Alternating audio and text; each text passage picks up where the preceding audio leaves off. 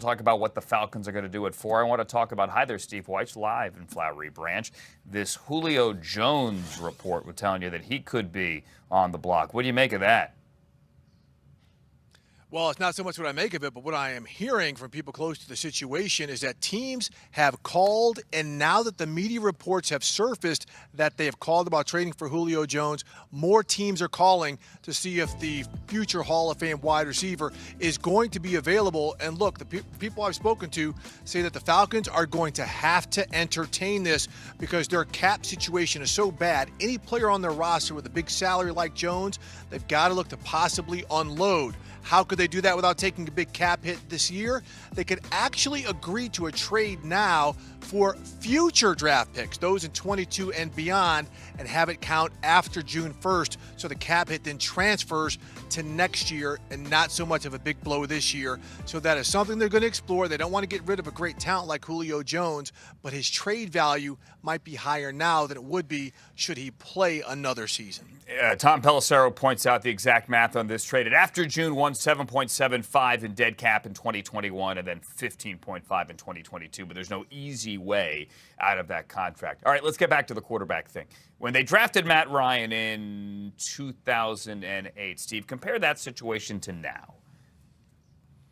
Well, look, it's interesting because I was actually covering the Atlanta Falcons for the Atlanta Journal-Constitution then, and there's a lot of similarities which led to this. Look, both teams were coming off of 4-12 seasons. Both teams just hired a first-time general manager. This year it is Terry Fontenot, and a first-time head coach.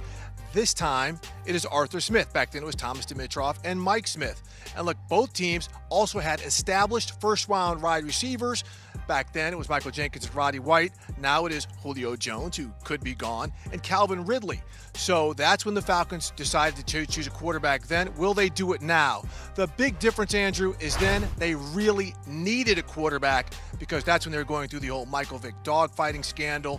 Things were just terrible the year before. This year, they've got Matt Ryan in place, so that need isn't necessarily there, but it is a possibility. It could be Trey Lance or Justin Fields, but the pick also could be tight end Kyle Pitts.